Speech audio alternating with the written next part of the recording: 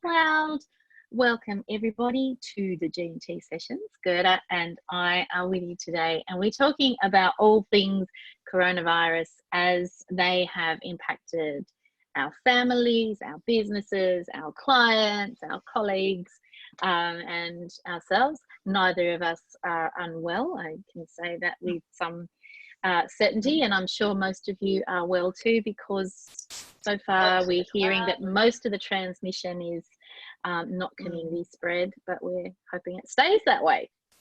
We're hoping it stays that way. Alrighty, Gerda, how are things going in your neck of the woods since all of this has blown up? Because you, of course, it impacted your inner circle retreat on the weekend. Oh, what has it not just impacted? One element, yeah. When you ask me that question, I think, where do I start, right?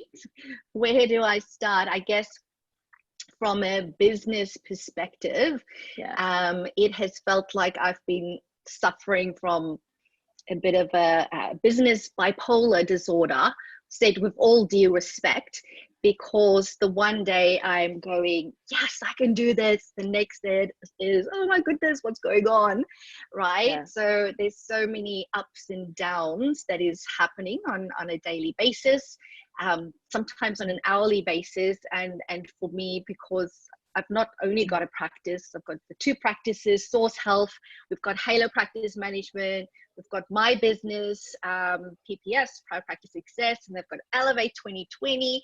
And it's like there's so many balls in the air with all this uncertainty, and you just think you've got the one thing sorted, and then something else pops up, and it's like, okay, deep breaths. Lots of deep breaths at the moment. Try not to hyperventilate, I think, is the trick. Yes. Yeah. I think all of us, are impacted in different ways. Obviously, beyond the mental health professionals that you and I work closely with, we're seeing so much change in the community around us. I was commenting this morning to somebody that I live very close to a hospital, and there's a helipad for the hospital. And so for us, the sound of helicopters is just a common thing. I don't think I've heard a helicopter. These are rescue helicopters going to the ambulance, to the hospital. I don't think I've heard a rescue helicopter in over 24 hours. And I realized, well, there's not as many people out and about getting themselves into car accidents and whatever they use the helicopters for. And it's just been silent from that respect. The traffic, I'm looking out on St Kilda Road, which is it's 6 lanes of traffic, two lanes of trams, and it's like a Sunday afternoon at 4 o'clock. Wow. Every day is what it's like out there. It's just so quiet, and it's eerie. It's really eerie. So tell me about we were talking before we started recording, we were talking about how we're hearing so much fear and stress and overwhelm in what people are posting about online, and the questions that people are asking, and what's your take on that? Oh my goodness, it's so hard. I see a lot of worry.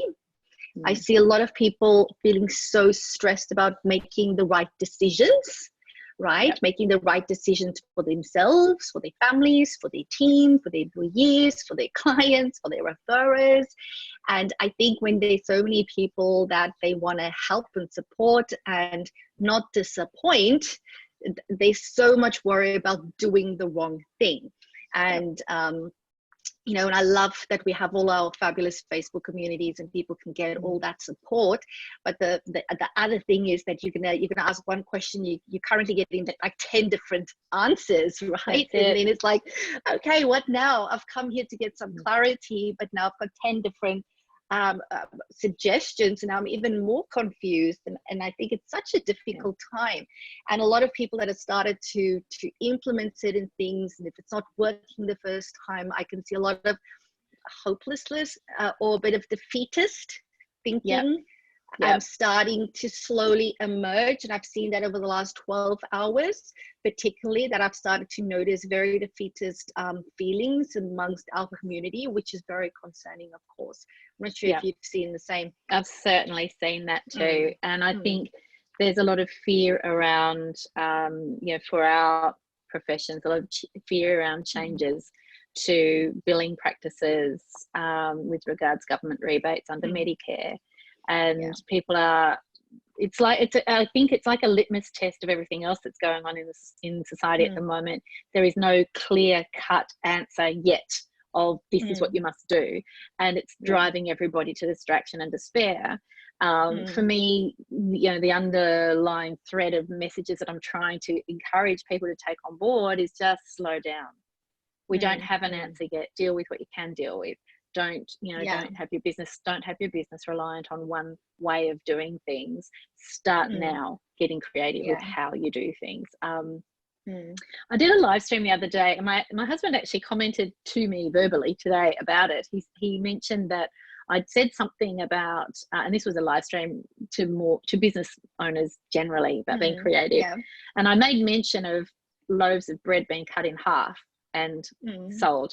But just because we've always sold something in a whole packet, or just because we've always run a therapy session in a 50 to 60 minute bit of time doesn't mean we can't change things around and do things our own way. Certainly you can't involve Medicare if you want to do things your own way, but you can still offer that. You can offer a 15-minute checkup, and you can bill for that. Can't bill for it under Medicare. You can offer half a loaf of bread if you're a baker, and not be a profiteer about it, charging the same as you would for a full loaf of bread. But you can, if you've only got 3 loaves of bread going on in your bakery, and there's 6 people wanting them, offer them half a loaf each. Like there are ways of doing these things, and supporting the community is one thing, supporting ourselves is another, but imperative in all of it is make the decisions now that you can make now. And that might be whether or not you're going to go fully to telehealth, and whether or not you're going to go fully to interesting billing models. That's fine. And then when you've got more information, that adds another layer to what you're doing, and you make a decision about that then. So one of the things that I'm hearing is when I know you're getting used to your glasses and them getting smudgy, aren't you? Yeah. And live my life taking my glasses off. I'm that whole defeatist thing. I'm hearing also people being judged for the decisions they're making now.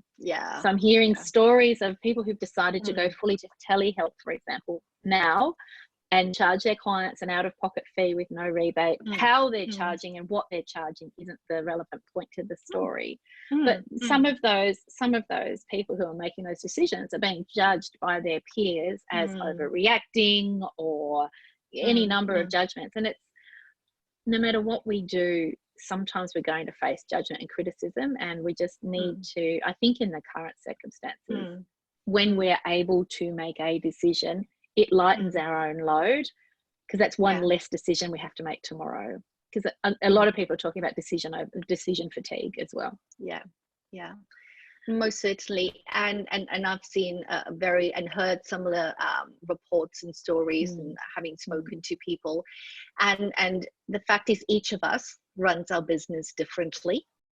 Each of us has the right to do that in any way that works for you. Some of us are just going to go, that's what I need to do, let's get it done. Others are going to go a bit slower. It doesn't matter how you go. It's like you need to make the right decision. But what I also do know for a fact, and I'm telling myself this as well, right, is that in these type of times when there are such hard decisions to be made, I just need to accept that I'm going to piss off a lot of people. Right? Whether that is my peers, my colleagues, employees, my team, my clients, my community, even my husband, maybe, some people are just not going to like what we do.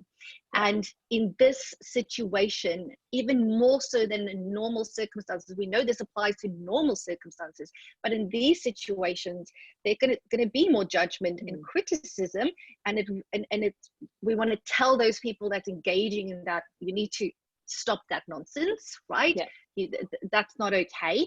But also if you are the victim, although I don't like that term, but if you the one that's on the receiving end of that, to really, what do I need to do to get through this, and to know that I've made this decision and I made the best decision based on the information that I had at hand at the time. And I'm gonna, have that belief and faith that I made the right choice, and acknowledge that when other people judge me, it doesn't have to mean something about me and my choices, because I need to trust that when I made that choice, I considered everything. And I know that's what people are doing, right? They are spending so much time thinking, making lists, pros and cons, how's it going to impact other people.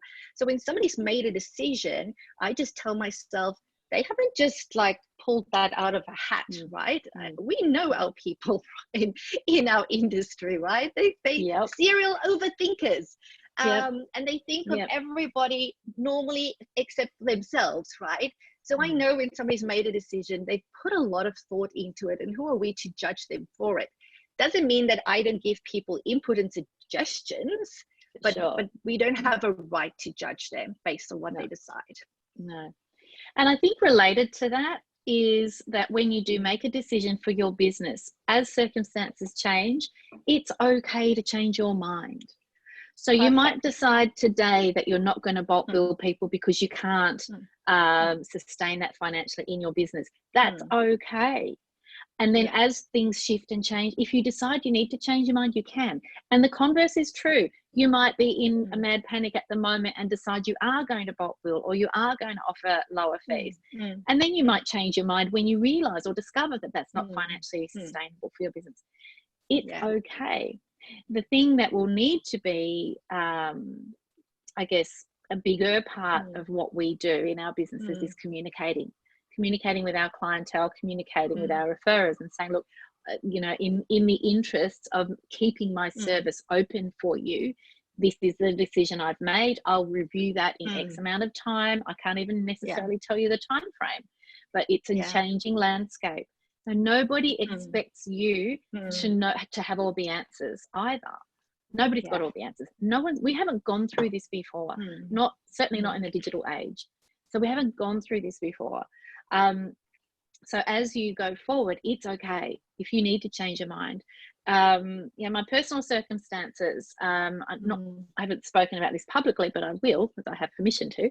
But my husband went back to Hobart on Tuesday night. We knew that flying into Tasmania would mean he would be in 2-week quarantine. He had reasons, work-related reasons, to be in Tasmania, even though it meant working from home in Tasmania. And the day after he arrived, he's been advised that his contract will need to be terminated, as is the situation for many, many people working in many, many circumstances. My husband's a contractor.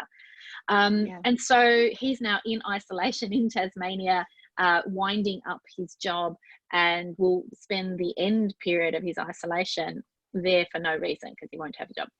So our circumstances have changed too. So decisions we made on Monday and Tuesday are now completely redundant and frustrating, because we're now forced to be apart for no real valid reason. So it happens to all of us that decisions we make for the very best reasons today will be wrong tomorrow, but we couldn't have seen that, or they'll be right tomorrow and we accidentally made the right choice, because we can't always know that we're making the right choice too. We sometimes just need to make a choice and not be so frozen, I think, by the fear and the overwhelm. Yeah, I think we're gonna have to employ a lot of self-compassion with ourselves, because we've got such high standards and we all want to do the right thing. And then if you feel like you've made a wrong decision, not to be too hard on yourself, just to go, okay, what do I need to do now? How do I change this around? And I so loved what you said, because you do have the right to change things again. Like, even for us, if somebody now asks us or ask me, in the groups and stuff, what are you doing? Are you guys bulk billing? The answer is, for now, we're not bulk billing, right? That might change next week. But for now, this is what we're doing. So everything I'm saying is, for now, this is what we've decided, because it can change. Like I spoke to a lawyer yesterday because I'm updating my subcontractor agreement, and we were just talking about all of the stuff that's happening. And he said, you know what, even the legal stuff is changing. He said last week, if somebody asked advice about insolvency, my advice would have been this week it's completely different because they've changed the law around it. And he says we're still going to see a lot of changes coming, you know, as a result of all the stuff that's happening. And he gave a couple of examples, but it's just a changing landscape. And we need to really learn to roll with the punches, roll with the, you know, mistakes, but learn from it when we come up with new solutions. And I think that's the bit that I get excited. It's not quite the right word. Maybe energized is a better word. I get energized by the things that we will all learn. Some of these lessons that we will learn, we'll look back on, or we'll feel intense pain going through them. Some of them will be intensely difficult. I know from my own experience of going through intensely difficult and painful experiences in my business in the past, I know now that's strengthened me to know that I'll get through this too. You know, this will pass. There'll be an after. I can't tell what the after is going to look like for my own business, let alone the community in general. I've got a pretty good idea where my business is heading, because I've got some things set up pretty well. But there are so many unknowns that could be thrown. We don't know how long this is going to go on for. There are so many. We don't know how many of our team members may become ill. There are so many variables that we can't predict. We can only put in our best estimates. But I do encourage people to think about the after. I think that people are very much still stuck with their right up here in the crisis mode.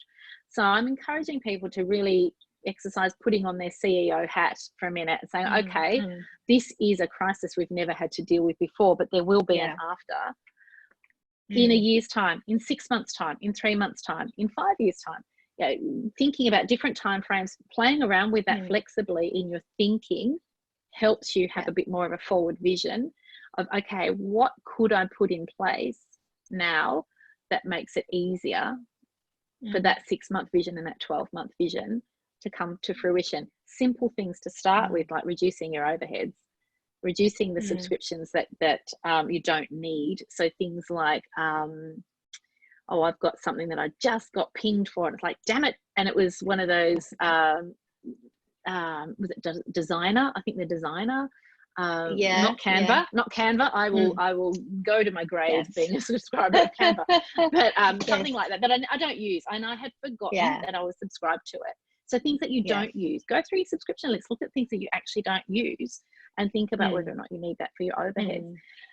Think about the things that you absolutely must have in place and prioritize those. I think that being very, very careful not to cut your nose off to spite your face, you know, getting the support you need, whether it's a coach or a therapist or a, you know, something that you know sustains you in your business and or a supervisor, someone that sustains you in your business and keeps you afloat and keeps you supported. You're probably going to need to prioritize those things above everything, well, not everything, but above something else, because those things will get you through. Cutting everything off, cutting off all your supports, that's kind of cutting your nose off to spite your face at the moment, because you need as much support as you can get to get through, if you're especially if you're struggling. And if you're not struggling, now's the time to think about the after and put some action plans in place and get active on those already. I think that it's a very big risk for our allied health, mental health, private practitioner communities specifically that I work a lot with, because the first thing that they will do is cut off their own support so that they have more money to invest in other people, right? With mistake that you can do. And that's going to be a real challenge for them. And I would hate for people to do that. Like, even for myself, right? I think I'm pretty well put together. I still have a mentor and a coach, and I'm sure as hell not gonna not continue working with her. It doesn't matter how much money it costs me each month, because when the pulpo hits the fan and you need somebody to box in the middle of the night, unless you've got a fabulous friend like Tess, right? That's what your mentor is there for, right? Who's that person that where you can just, you know, lay it all bare, but know that you are going to get and this is what I love about my mentor, right? Having a very clear, certain response back, right? In terms of, because when you are all over the show and you don't know what to do and you're questioning yourself, am I doing the right thing? And where they can just come in, well, this is what I know of you, this is how this is, so this is what I see happening, right? It's like, okay, it's like just they've gone through all the messy emotions, and they're like, here's the little thing, there you are. This is what you need to do. The important point is the important thing that you just said is this is what I know of you. And this is, so, you know, mentoring is one of those areas where you want somebody who does get to know you, that does have experience of tough times themselves, that they've got strategies and experience up their sleeve to help you through difficult times, because they will call you when you're just making excuses. They'll call you out when you're just making excuses, or when you're hiding from your own action, like you could be taking action rather than hiding from that.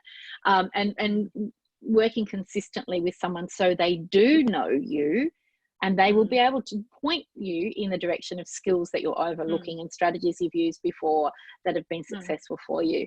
And also they will notice when you're not your usual self, and they will check in on you. Sometimes I would also somebody say, sometimes somebody needs well, go on, you say, you go I don't want to forget, because sometimes somebody needs to remind you who you are at your core, right?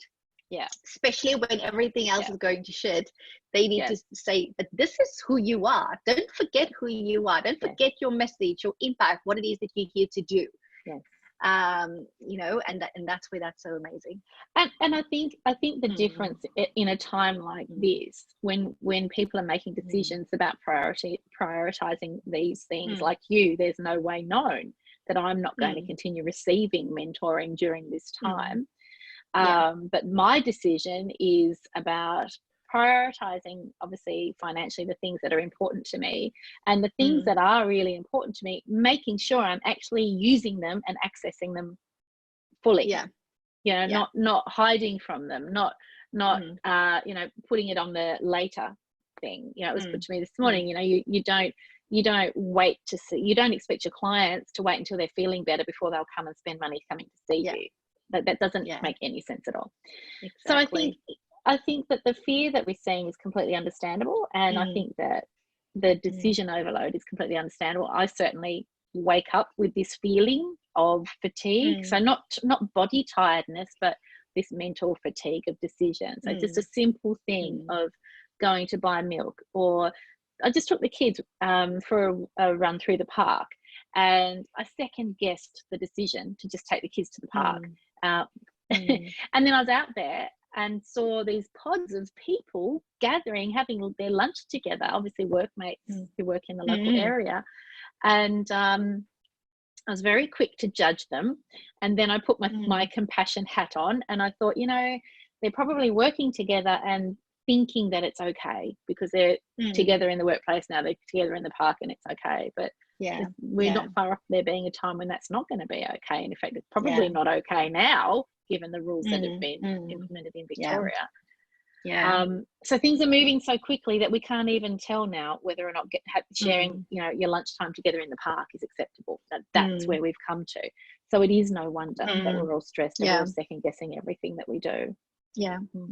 And if you imagine how that all is for us, and we are, you know, health professionals, and we've got, you know, some extra skills and coping measures and strategies in our toolbox, and then we have our clients, you know, and just imagine how hard they are finding it for all their adjustments. I know a big challenge for our mental health professionals, of course, is helping our clients transition from face-to-face sessions to telehealth. Some people are really successful in getting their clients over to doing that. Other people are really, really struggling. But there's so much uncertainty and adjustment. I think sometimes we also need to not see it as a failure on our part if you are one of those that are struggling to get your clients to go over to telehealth, because sometimes our clients just ain't ready, right? If you think about Prochaska's stages of change, we just want to get them into action. You know, it's easy. Get out your phone, you're on Zoom. It's like, oh, they're not there yet. And it's about, again, it comes back to what you said earlier, just slowing down, just stepping back and going, it doesn't have to happen today. If this week only 20% of my people were okay going over, that's fine. Irrespective of somebody else has got 90% of their caseload online, next week the goal is to get to 30%, right? And to consistently work on our clients, educating them, informing them, helping them through that process to get there.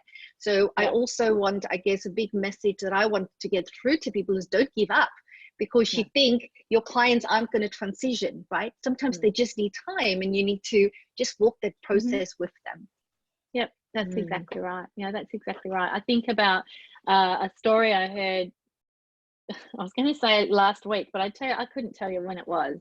Yesterday feels like last month at the moment, of a plumber, a plumbing service who has transitioned his business to an online service, obviously limited, but I'm assuming, I don't know the details, but I spent quite a bit of time thinking about it. I thought, wow, now that's ingenuity. So I'm assuming that what he's doing is, you know, people are ringing up with a leaky pipe or a blocked toilet or a blocked sink, and instead of calling him to their house, they're calling him, and he's perhaps on Zoom demonstrating with the tools what they need to do. I don't know how he's managing it, but I think that's genius. If a plumber can teach you to unblock your toilet via telehealth, we can teach people to breathe via telehealth. You know, so 100%. Some of it is our unwillingness to move into a new modality. Some of it is our clients' inflexibility. And I think what we need to be doing, like I said before, slow down, catch your own breath, hose yourself down a bit, and check in with yourself on a client by client basis.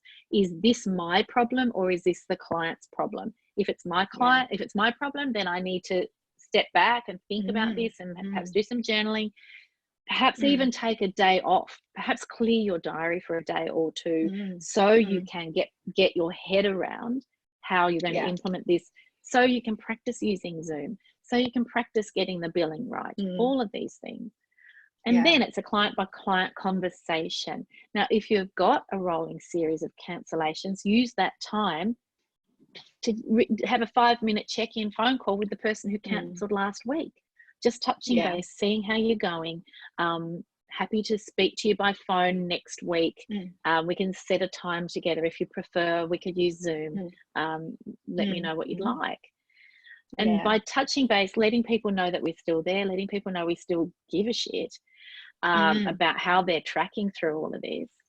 Because people are going to say, perhaps, I can't schedule an hour out of my day. How about I give you a call on Tuesday morning? I'll just touch base for 5 minutes and make sure you're doing okay. And probably be appreciative of that. Can you bill for a 5-minute phone call? Maybe not, but you might well hold on to that client.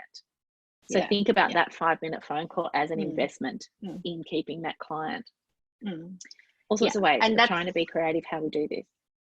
Most definitely, because we have to think long term, right?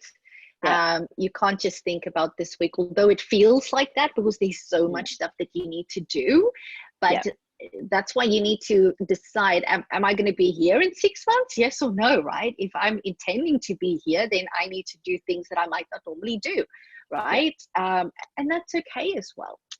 I think that's it. You know, if you're passionate about your business, if you're passionate about how you get through this, if you're passionate about helping people but not going broke doing so, if it really inspires you, the idea, you know, if you spent 5 minutes just quietly imagining being in your own shoes in 6 months, 9 months time when this is all over, I want everybody to just grab hold of how proud you're going to feel when you get through this, when we all get through this. So if you can tap into that feeling and draw on the strength that comes from that, and use that as the motivator to make one change today, one change tomorrow, one change the next day, just so you can keep moving forward and getting a bit more creativity into how you're running your business. Use that future self as the cheerleader. And yes, get extra outside support too from people who know how to be creative in a business. If you've built a business like a mental health practice that is solely reliant on Medicare, get some help from people who know how to create additional revenue streams. You need to start thinking about that. Also, don't forget, if you've got multiple revenue streams, don't forget that you've got multiple revenue streams. Don't throw the baby out with the bathwater just because of Medicare. And obviously that's the mental health business example, but there'll be examples like that in any sector at the moment. Agree. Interesting times. And I just tell myself that in 6 months' time I will have a long list of everything that I've learned from this experience. Doesn't mean that we like the experience, but as a trauma psychologist that works with a lot of trauma, I know that from the most severe trauma, people can achieve the most significant personal growth, but you don't know it when you're going through it, right? So I'm constantly reminding myself that, this is another opportunity also for us, all of us, because we are all leaders, all CEOs and impact entrepreneurs as business owners. These are all opportunities for us to go to our next level of leadership, even though it might feel like you don't know what the hell you're doing. This is actually what is happening. You don't know it yet, but you are actually now being forced to step into that next level of leadership, which is very scary, which is very uncertain. But beyond all of this COVID-19 stuff, like let's say start of 2020, you're going to be so much better at doing this stuff called running your business as a result of this. That's right. And I think, that some of the things that you'll learn some practical things, like you'll learn how to run a successful business out of your office. You'll learn how to engage clients in doing things differently. You'll learn a whole bunch of skills, but not only that, you'll also learn what you're capable of. And you'll learn to trust your instincts a bit more. And you'll learn that it's okay to slow yourself down and be measured and strategic in the decisions you make. I think the number one piece of advice I have right now is to slow down and get strategic, stop being reactive. And I will use the example of homeschooling. As you know, I've been homeschooling my kids, both of them started late last year. One of them's still a homeschool kid. The other one's now at the local primary school, but not. He's now back at home because of all of this. What I'm seeing is a lot of parents, not just in our professions, I'm seeing a lot of parents freaking out because they now have to be the teacher. And my advice as a homeschooling parent is to give yourself a break. Back off from the books. You're not a teacher, you're a parent, and you're working from home probably, and your kids are at home. Start with what we would call in the homeschooling world a deschooling phase, and that is a legitimate component to homeschooling where you need to get the school system out of your system. You don't have to teach your children for 6 hours a day. You don't have to teach your children anything for them to be learning. You incorporate strategies, and I'm going to actually talking with my older son Roy. He and I are cooking up a video at the moment with some strategies and tips and all sorts of advice for parents. We're building that at the moment. But the bottom line, if you guys are struggling because you're trying to home educate your kids and trying to home treat your clients, just back away. It's not going to kill your kids to have a few extra weeks without formal education. And by the time the second term comes online, either the education department will have online learning available, or you'll have picked up some tricks and some tips around how to educate your kids from home in a way that's not going to make you want to bleed from the eyeballs. Yeah, because that would be me, right? I'm very relieved to hear. I'm fully anticipating some intensive Voxer conversations between you and me come term 2. Yeah, because I'm not doing homeschooling. That's not in my job description as a parent, but I'll probably still need to adjust that. But I'm still very resistant to it. So I would happily do deschooling. Thank you very much. I love that term. I'm going to embrace it wholeheartedly. Yes. Yeah. And once I learnt about deschooling, so it's not unschooling. Unschooling is a form of homeschooling, form of home education. But deschooling is where your kids have actually been in the school system, and you've been used to them being in the school system. The temptation is to think that you need to mirror what happens in a school. And so deschooling is allowing a period of time, and that length of time differs for everybody, but allowing a period of time where you just get that out of your system, and your kids will start driving some of the education themselves, because they're sponges for knowledge. They just are. And let them have some screen time to get that out of their system too. But once I found out about deschooling and how common it was amongst homeschooling parents where the kids had been in school, it just took such a load off my mind. Because I didn't have to know it all and do it all straight away, and we eased ourselves into a rhythm, which has worked for us. So give yourself a break, but that applies to all things at the moment.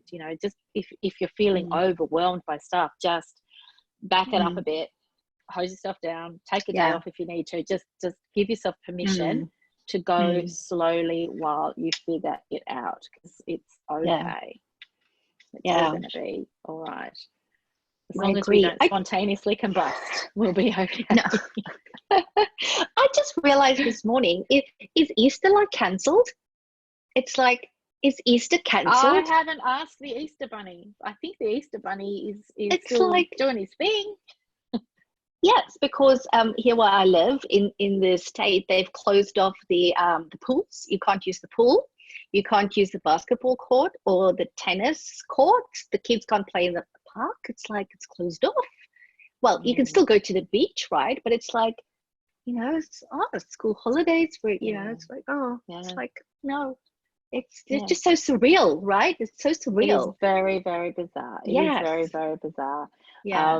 I've made some jokes this week that I now have more desks in my house than beds, because I kind of went a little bit crazy with the online shopping, because I just wanted everybody to have a space where they could go and be separate from each other, and I don't know, watch something on their laptop, or do something in a school book, or read a book, or do a drawing or whatever, without being in each other's faces. But it struck me, it's a weird thing to be prioritizing the purchase of desks right now, of all things. of all things, and I think that I was talking to the kids the other day about, we can go for a drive. If we see a playground, we're probably not going to stop and play in it, though. We can go to a park and walk through it for a walk, but we're not going to be hanging around having picnics necessarily. So you had to make some massive changes to your inner circle program. I had my inner circle team here for the weekend last weekend, and the change between when they arrived on the Friday and when most of them were they were all gone by Monday, just the dramatic bunch of days. We went from being quite comfortable being out and about as a small group of people to really being visibly and feeling very uncomfortable being out and about, and just getting our coffee, our takeaway coffee from the local cafe and things like that. It was just really a marked, just as one example, just a really marked change, and there'll be more changes, there's no doubt about that. I think we are going to, here in Victoria, I think we're going to be moving to some pretty significant restrictions today or tomorrow. There are more announcements coming, so we just don't know. So we don't know if my husband will be allowed back into Victoria. That's the other thing. Oh my goodness! He's on lockdown in Hobart, and I'm guessing if he's allowed back into Victoria, he'll probably end up on lockdown, which means we'll all be on lockdown for 2 weeks. Yeah. when he gets back, it's who knows? There's so many things. So many things. So I guess today's message. What's today's message, Gerda? If we're summing up, be kind to ourselves, be kind to each other. Slow down. Slow down. One step at a time. Yes. Permission to change your mind. Your mind, yes, that's an important one. Permission to make a decision, even if others disagree with it, because we all need to make. We need to take the list of decisions off our plate. And we need to make decisions as soon as we can. And then not judge yourself, and don't judge others. And also remember that everybody's circumstances are different, right? Depending on, you know, how big your practice is. Are you solo or group? Do you have an employee model? Do you have a subcontractor model, room rental? There's so many things that comes into people's decisions, right? You can't just do a blanket, that's right and that's wrong. It just doesn't work like that. Be mindful of that. Yeah, it does. It's important. So, you know, I think we're hearing on Monday more changes from the health minister to how Medicare will work for us. So all we can do is make decisions with the information we have today, not get caught up on what's going to happen on Monday, because it hasn't happened yet. Exactly. So, yes. Client Worry about it on Monday. Worry about that on Monday. That's what I tell myself. Just deal with what you have today. You know, there's already so many things. So that's it. Yeah. Which means that you're going to have a very busy couple of days at the start of next week, right? Oh, having to go through all of it. And then telling all the rest of us, this is exactly what they're trying to tell you, the government, and this is actually how it is, right? Yeah, because it it's is not very always much clear. It's not always clear, and you know, and I do look to the official sources of information when I'm translating Medicare, and it is sometimes like it's like almost like Chinese whispers, but the Chinese whispers, each person passes the message on in a different language. So I've got to try and get back to the original source and then translate. You know, the APS has been doing a great job for advocating for psychology. I can't speak to the other professions because I don't know, but I'm assuming their professional bodies have been helping as well. But even the APS will be incautious with their language, and I have to go, whoa, to my people, whoa, this is what they're talking about. So, you know, they keep referring to telehealth instead of COVID-19 items for telehealth, just because there's a distinction. And so on. So little things like that, they keep talking about sending people back for a review when they mean a referral, and things like that actually can add to confusion. They don't mean to, but it can add to confusion. So one of the big jobs for me is just sitting. So I will hear things, and this is where it gets frustrating, and certainly for those who work closely with me, because they will know that I've heard things. So I will hear things and I will sit on it until I've got clarification, and, you know, feel like there's some authority to speak on whatever it is I've heard, because you hear a lot of things that aren't always, you know, true. Which is often just speculation. And you can't make business decisions based on speculation. No. But I guess it's a good illustration for when we're talking about, you know, slowing down and just taking a breath before you act. It's exactly, I have to do the same thing. I'll hear something and get excited about it, and I'll think, well, hang on a minute, where did I hear that? Who did I hear that from? What how about I sleep on it, and in the morning decide whether or not it's something that so the APS have been making statements about online platforms, for example, and I've just had to step back from commenting on what they're saying, because I actually disagree. Me too, of course. It's like, you don't know what you're talking. I always remind myself, they make the APS, you know, they are doing a lot of work for us, for our industry right now, for our discipline, but, you know, they make recommendations. That's what they do. And at the end of the day, as a business, you still get to make the decisions around your business. That's still your responsibility and your choice. That's exactly right. Exactly right. All right. Awesome. Well, we're going to say fare thee well to the podcast for this special episode. We will be Gerda and I will be getting back together again in a fortnight to talk more. Who knows what landscape we'll be living in? Yes. In a fortnight things would most certainly be much different than already, right? I suspect. And of course Murphy's law dictates it, and what you think is normal is not. My kids, I normally have to drag kicking and screaming to the hairdresser. This morning Henry said, "Can I have a haircut, please? My hair's annoying me." But actually, no, you can't. Of course. Now they will want a haircut, right? Now they will want a haircut. Yes, exactly right. All right, I'm going to put an end to this podcast episode. Thank you very much, those of you who were with us live. Now you can stay on Facebook, but I'm going to end the recording. And I was